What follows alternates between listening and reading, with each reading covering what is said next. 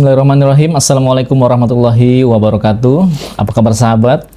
Insya Allah semua sehat ya. Dan balik lagi di acara Ngobrol Bareng Ustadz. Dan Alhamdulillah sekarang sudah hadir di antara kita Ustadz Fadil. Assalamualaikum Ustadz. Assalamualaikum warahmatullahi wabarakatuh. Masya Allah. Ustadz ini ngobrol-ngobrol dari Subang ya. Perjalanan. Gak tahu saya orang Subang. Tapi hari ini, maksudnya hari ini datang ke studio dari Subang apa dari? Ya, dari Subang. Dari Subang ya, Masya Allah. Udah makan alhamdulillah. Kebetulan keluarga juga di sana tapi kan, benar? Keluarga di sana. Alhamdulillah. Tapi Ustadz nih udah berkeluarga juga ya, alhamdulillah ya. Alhamdulillah. Alhamdulillah. Baru satu. Belum dua. Mau aja. Mau aja. Tapi belum sampean. Oke, Tad. Hari ini kebetulan kita mau ngebahas tentang fikih, Tad. Jadi biar sahabat-sahabat juga paham apa itu arti fikih. Mohon dijelaskan Ustadz dari dasarnya dulu deh. Apa sih fikih itu atau definisinya gitu? Iya. Sebenarnya makna fikih itu sebenarnya datang dari kebahasaan bahasa Arab. Terdiri dari 3 huruf. Huruf fa, qaf, ha gitu. Yang Iqra mungkin tahu. Jadi 3 huruf fa, qaf, ha. Nah, yang sebenarnya kalau diterjemahkan ke bahasa Indonesia itu adalah paham atau pemahaman. Atau dalam bahasa Arab juga ada al-fahmu namanya gitu. Jadi kalau kita lihat dalam Al-Qur'an, di situ ada makna fikih, itu artinya al-fahmu ataupun pemahaman. Contoh doanya Nabi Musa. Hafal nggak? Nggak hafal tapi.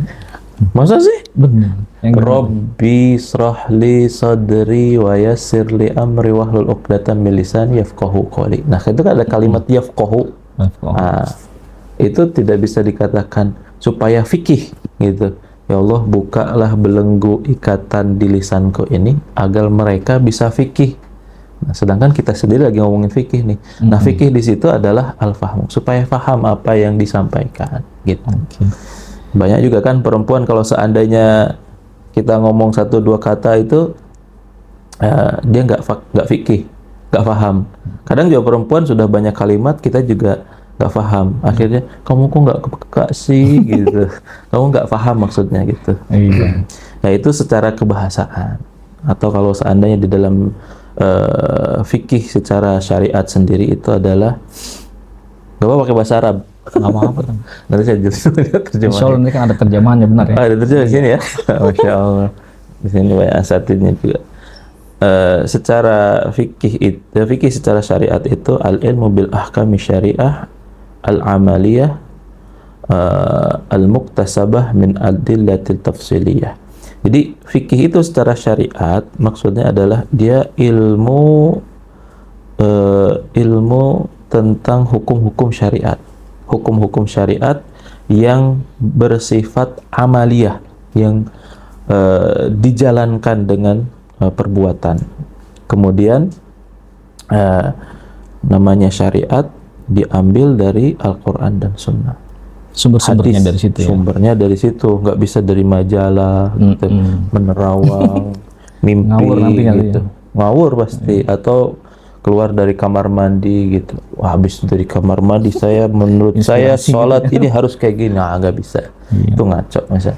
Atau pulang dari gua, itu bukan fikih namanya. Terus al-muktasabah yang digali min adillati tafsiliyah, dari dalil-dalil yang terperinci. Terperinci itu dari 4 hukum yang sudah disepakati, Al-Quran, hadis, kemudian ijma, qiyas. Nah, itu adalah bagian daripada pembahasan fikih gitu. Jadi tidak dikategorikan sebagai fikih berdasarkan lamunan. Oh, bukan fikih. Karena tidak diambil dari Quran dan Sunnah, ataupun tidak ditafsil dari dalil-dalil Quran yang hukum-hukum yang berlaku di dalam syariat Islam. seperti itu. Jadi semua yang sifatnya amaliyat, semua bermuamalah ataupun kegiatan yang sifatnya perbuatan itu ada kaitannya dengan fikih. Berarti sehari-hari juga kita Ya, semua ada fikihnya gitu ya. ya. Fikih itu ada empat, Ada empat. apa namanya, pembahasan. Ruang pembahasannya itu ada fikih ibadah. Kalau kita fikih ibadah itu pasti ada 5 pembahasan. Pertama kan pasti kita diajarkan tentang toharoh, Toharoh. bersih-bersih gitu. Apa yang dianggap oleh syariat itu menjijikkan, apa yang dianggap oleh manusia itu menjijikkan, oleh syariat dianggapnya menjijikkan itu sebut najis. Kemudian yang dianggap oleh manusia itu menjijikkan namanya qadharoh. Jadi becek nih lagi hujan, nggak ada ojek. Kemudian kita terkena cipratan tanah, kotor kan pasti itu. Betul. Nah, itu apakah najis apa qadharoh? Yang dianggap najis itu oleh syariat semua. Makanya di dalam syariat ada istilah najis, mughalladah, muhaffafah, dan ada pengelompok-kelompok. Itu toharoh. Cakupannya wudu, toharoh, pakaian juga itu bagian daripada toharoh. Kemudian bagian batin juga termasuk bagian toharoh. Bagian apa namanya, kebersihan. Kemudian yang kedua adalah fikih sholat. Fikih sholat. Pasti ada tutorialnya, cara pemahaman Nabi dalam menjalankan sholat gitu. Bagaimana rukuknya Nabi, dalam memahami rukuknya Nabi gitu. Kan ada tutorialnya.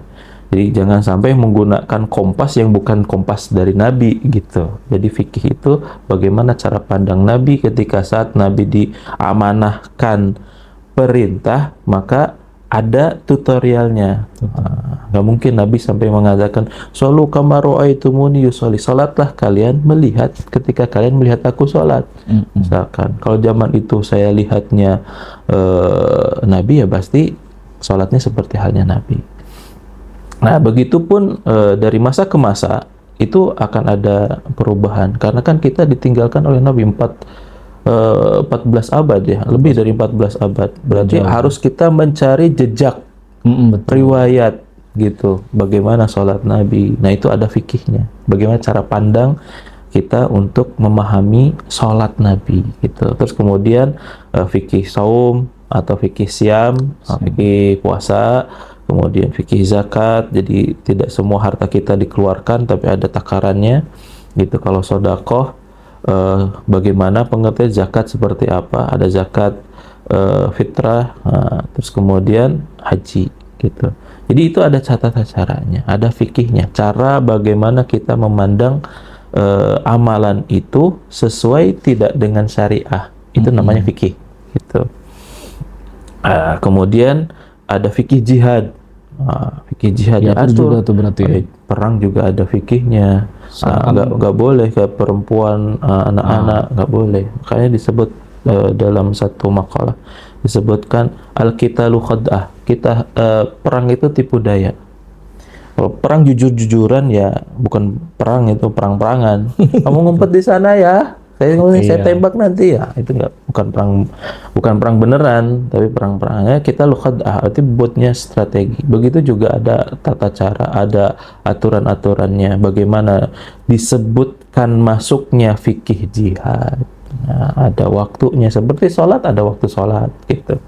Nah, di situ supaya kita tahu kapan kita mulai bersikap, kapan kita tidak bersikap gitu. Terus kemudian yang kedua adalah fikih muamalah. Itu membedakan mana yang konvensional, mana yang syariah gitu. Mana yang sifatnya kita bisa boleh mengambil keuntungan, mana yang sifatnya sosial. Itu fikih muamalah. Kemudian yang ketiga adalah fikih usroh, fikih tentang keluarga. Nggak mungkin nikah nggak pakai fikihnya kan? Tahu-tahu aku cinta kamu nikah aja nggak bisa, tapi ada rukun dan syaratnya. Kemudian fikih terkait tentang ketika membina keluarga, anak disunat apa enggak gitu. Nah, itu juga ada fikihnya terkait tentang kepengurusan. Kemudian yang keempat adalah fikul qada wal jinayat, itu tentang kriminalitas gitu. nih hukum mencuri 5.000 dipotong tangan apa boleh apa enggak? 5.000 nih tidak menyebabkan satu negara kerugian gitu. Kalau misalkan pencuriannya sampai 7 turunan miskin, nah kemungkinan besar bisa. Dan itu pun ada majelis terkait tentang bagaimana qadha namanya, menghukum seseorang. Jadi semuanya ada fikih, ada cara pandang untuk bisa kita memahami bahwa Islam itu punya aturan. Islam itu punya adab dan tahapan. Jadi tidak semerta-merta kita ngaji kuping gitu ya. Ngaji kuping dapatnya input gimana, outputnya harus seperti itu, enggak. Ada cara pandang yang harus kita kerjakan. Dan itu lebih enak kayaknya, tersusun gitu. Ibarat kita mau melaksanakan sesuatu, ada perencanaannya dulu, ada tahapannya dulu gitu. Nah itu terkait tentang fikih. Jadi sedetail itu Islam punya konsepsi itu dalam beribadah. Masya Allah ya, luas sekali berarti gitu ya. Luas banget. Jadi sampai bingung kita mau bahas yang mana dulu kan itu untuk hari ini. Sampai Abu Hanifah itu menjelaskan tentang makna fikih itu malaha wa ma'alaiha, tentang hak dan kewajiban. Hak dan kewajiban. Hak dia sebagai hamba, kemudian bagaimana dia menyembah kepada Rabb-nya, kewajibannya kepada Rabb-nya. Itu. Nah, itu masuk kepada fikul akbar, artinya tentang masalah akidah gitu. Bagaimana cara pandang kita beribadah kepada Allah. Nah, itu masuk kepada nilai-nilai usuliyah gitu. Sampai seperti itu. Dan saya minum dulu ya. Iya, Tat, silakan diminum dulu. Studionya lumayan dingin. Kayak di puncak. Alhamdulillah, karena kerjasama yang baik antara umat dan tim, jadi ya Masya Allah. Alhamdulillah juga sudah tercipta studio ini kan. Alhamdulillah. Cuman kudapan belum ada. Kudapannya belum ada. Kapan-kapan lah. Siap. Kalau udah lapar. Dalam sholat juga itu masuknya kan ke fikih juga ya, Tat ya. Fikih ibadah berarti masuknya ya. Itu kadang banyak juga sih untuk masalah sholat. Kayaknya nanti untuk next kita ngobrol bisa ngobrolin masalah macam-macam itu ya, fikih ya, Tat ya. Untuk sekarang mungkin mau tanya dulu tuh, kalau misalnya kayak fikih ibadah nih, terbesit juga sih pertanyaan. Sempat saya kemarin itu sholat, terus ada makmum terlambat gitu, masbuk ya. Tapi dia itu sholatnya misah, Tat. Nggak maksudnya nggak rapat gitu sama barisan. Nah itu hukumnya tuh gimana tuh? Sebenarnya beragam dalam hal ini. Karena Nabi itu selalu kalau seandainya memulai sholat, mau memulai ya, biasanya istawu sufufakum, berarti rapatkan safnya. Para ulama justru melihatnya apakah itu bagian daripada syarat sahnya sholat atau tidak. Ya, ternyata tidak masuk kepada syarat sah sholat, hanya sebagai kesempurnaan sholat. Artinya sempurnanya sholat, banyak sih ada dari sisi pemahaman fikih dan banyak hal lah gitu. Dan para ulama memang tidak memasukkan kepada kategori menjadikan syarat sahnya sholat. Kalau syarat sahnya sholat, kalau merenggangkan, banyak yang batal sholat. Iya dong. Kan orang tuh biasanya entah dengan bau badan sama, kadang aduh nggak mau sama dia misalkan gitu, ataupun dia punya tendensi pertemanan yang kurang baik, akhirnya batang hidungnya aja nggak mau lihat, apalagi satu sop misalkan seperti itu. Dia berjarak gitu, maka tidak ada masuk dalam kategori itu. Tapi sebagian ulama tuh memasukkannya sebagai bentuk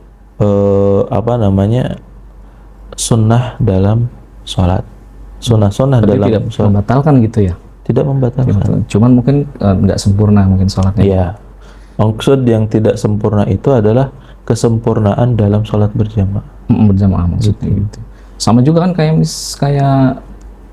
kemarin-kemarin tuh beberapa waktu yang lalu kan heboh juga tuh yang salah satu ponpes di daerah Indramayu juga yang menerapkan jarak gitu kan, padahal COVID udah selesai tapi mereka masih Kok salah satu zaitun kayaknya. ya mungkin seperti itu. Iya, Biar tahu dekat-dekat aja. sini karena itu kan model sholat seperti itu kan berarti sama, nggak apa namanya, ibarat kata sah juga tetap ya, nggak membatalkan juga Ya ya. dilihat dari indikatornya apa sebenarnya. Kalau indikatornya eh, dari hawa nafsu, bukan alasan syar'i, ya berarti bukan termasuk hal yang apa namanya disyariatkan gitu. Artinya pernyataannya gitu. Kalau misalkan hanya karena tadi yang saya maksudkan bau badan gitu, itu bukan sesuatu yang jadi alasan kalau merapatkan shaf itu tidak jadi sunnah atau tidak mau melaksanakannya, atau menjadi alasan seseorang itu merenggangkan shafnya sampai sejauh panjang tangannya itu. Cuman kan kalau dilihat dari bentuk saf ya, yang kalau kita lihat di video kan rata gitu semua ya. Berarti kan itu kan mungkin aturan dari sananya kan gitu ya, bukan kita ngelaksanain syariat itu Islam juga gitu kan. saya lihat juga memposisikan wanita di depan juga tidak Termasuk ada itu juga. tuntunannya. Jadi kalau cakupan fikih itu sebenarnya semua orang punya pandangan, semua orang punya pandangan, tapi pandangan-pandangan yang diterima berdasarkan kesepakatan ulama, konsepsi para ulama bahwa ini adalah keselamatan itu adalah 4 hal atau 4 cara, yaitu dengan caranya metodologi Abu Hanifah atau yang disebut dengan mazhab Abu Hanifah, Imam Malik, kemudian Imam Syafi'i dan juga Imam Ahmad bin Hanbal. Di luar daripada itu akan terjadi syaj, nyeleneh gitu. Itu bahkan ada satu madhab yang memang dipaksakan untuk masuk, itu madhab Ja'fariyah atau Zahiriyah. Itu dipaksakan masuk pun justru malah akan terjadi banyak syadnya. Bahkan di kita pun berbeda madhab pun akan jadi bahkan bahan gunjingan malah gitu. Bahkan mau jadi Bagaimana di Maroko mazhabnya Malik gitu. Dan itu pun sebenarnya pembahasan fikih ini baiknya dipopulerkan supaya kita paham ternyata ragam dalam memahami dalil, ada batasan dengan 4 batasan dalam melakukan praktek peribadahan, yaitu dengan 4 mazhab, dan kita tidak boleh bebas dalam mengkreasikan pemahaman kita, dipaksakan masuk. Makanya kan ada dalam aturan Islam itu keluar dari tatanan aturan Islam berdasarkan pemahaman ahli sunnah wal jamaah, dia termasuk kepada hal yang bid'ah gitu. Nah, bid'ah ini pun sebenarnya di luar daripada pembahasan fikih. Makanya membahas tentang sesuatu yang tidak dibahas dengan fikih dan memang tidak termasuk pada fikih gitu. Dan kalau dilihat ya, ini kan kita punya 4 mazhab ya. Tapi kadang kalau kita yang nggak tahu tuh ntar mungkin bisa jadi sholatnya ngikutin mazhab Hambali, puasanya ngikutin mazhab Syafi'i, itu gimana tuh? Boleh nggak gitu? Ya, disebut dengan apa namanya, talfik, namanya campur aduk mazhab. Ya, padahal sebenarnya yang perlu kita semangatnya thalabul ilmi itu bagusnya itu mencari literasi terlebih dahulu. Bahkan tidak bermazhab itu akan menyebabkan seseorang akan dibebaskan dalam satu batas. Yang penting Al-Quran dan Sunnah. Al-Quran dan Sunnah itu melalui siapa gitu. Sedangkan mereka pun untuk memahami Al-Quran dan As-Sunnah itu berdasarkan jalur periwayatan, jalur sanad gitu. Imam Syafi'i memahami Al-Quran dan Sunnah itu harus berguru ke Imam Malik. Imam Malik juga sama seperti itu. Nah, begitu juga dengan kita, ketika kita mau mempelajari satu amalan, maka siapa yang mewarnai ilmu itu, mungkin dari mana literasi ilmunya, nah itu penting. Nah, cukuplah kalau misalkan belajar tentang masalah fikih ibadah, dilihat dari rujukannya, penulis rujukannya. Kalau misalkan basul kitabnya mana, oh ternyata mempelajari kitab fikih misalkan dari Imam Syafi'i, oh berarti Imam Nawawi, misalkan Imam Nawawi bermadzhabkan Syafi'iyah, seperti itu. Nah, misalkan kita merujuk kepada Ibnu Taimiyah, berarti Ibnu Taimiyah Imam Ahmad bin Hanbal, gitu. Dan itu ada literasinya. Kalau seandainya kita belajar, justru malah belajarlah dari satu itu sampai kita punya alat sendiri untuk bisa mengambil kesimpulan.